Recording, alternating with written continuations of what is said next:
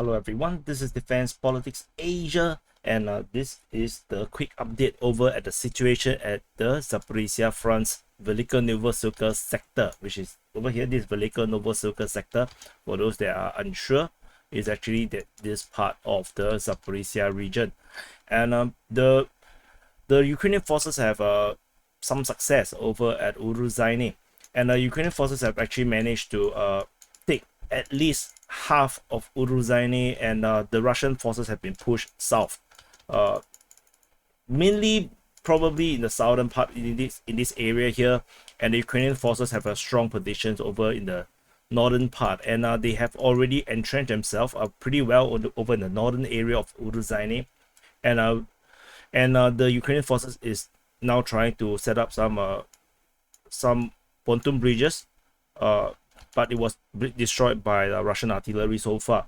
The bridge is unclear exactly where along the river it is, but this is probably used to allow more convenient transfer of forces between the two sides.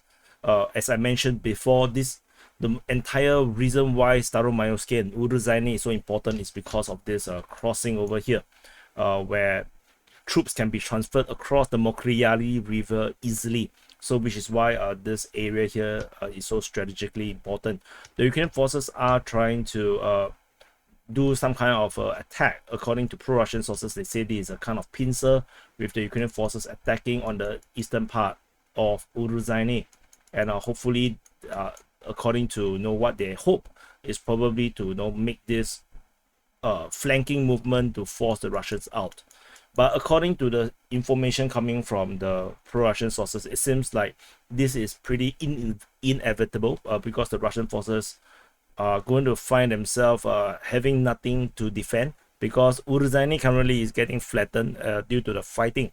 The heavy fighting at Urozhaine resembles what happened at Staro-Mayoske, and because of this flattening of the entire village, where most of the buildings are blown up, the entire village is flattened, and it makes it really hard to defend, and making it pretty pointless for the Russians to hold the position further, as the Ukrainians are making a lot of heavy pushes regardless of the sacrifices that they are going to take, because this is some kind of like a primary objective for the Ukrainians.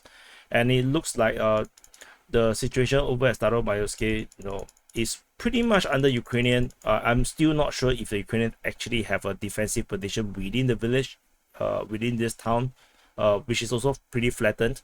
But fighting continues to be raged around Staro-Mayoske, with Russian forces pitting against the Ukrainians.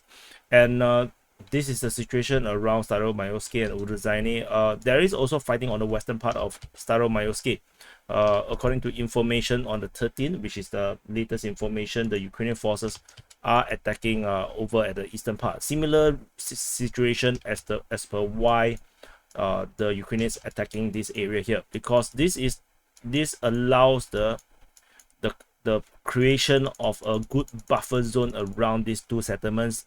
Then they can actually fully capture these two settlements, which is why without this flanks currently is under Russian control, it makes it pretty difficult to actually entrench themselves, as the Russian forces can continue to strike them and conduct attacks, which would even expose them in their rear, that is why it's pretty vital for the Ukrainians to actually make this push on the flanks and clear out, create a strong defensive buffer around these two towns. Then they can actually push southward, and the Russians will not be able to hold Urozhaine without the flanks here. They will have to force into a withdrawal into Zavine, Bazania, lasagna. It sounds like lasagna. Zavizne lasagna. That sounds tasty actually. So that's the situation over at the Staro-Mayoske and Urozhaine region at the Velika Novosibirsk sector of the Zaporizhia front. Anyway, thank you for watching, and I'll see you in the next update.